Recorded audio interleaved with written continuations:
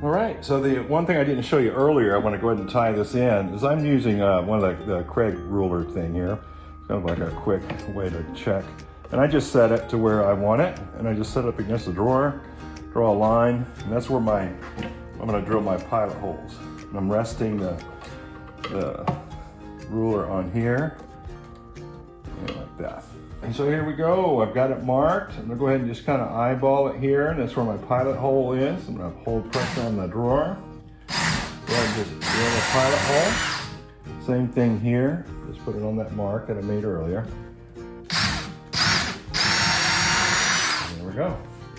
Again, all that's doing is preventing the wood behind here from splitting or blowing out. And that's by using that sacrificial board there. So we're using that. All right, now we're ready. So let's try this again. We got our shim here. I'm gonna put that down here. And take our board, that looks good. Set it on top of the shim, use my fingers, make sure that that's flush there. I'm gonna take that same clamp.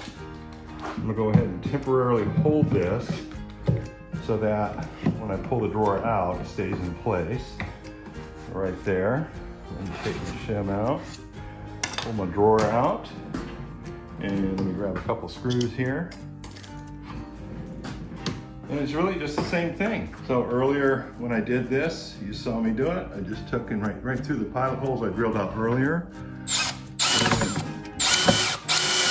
Pressure on there. There we go.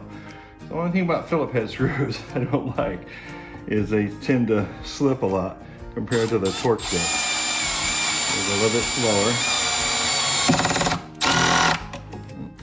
Set that a little stronger so it'll drive it all the way down. Yeah, it looks good. All right, that's it.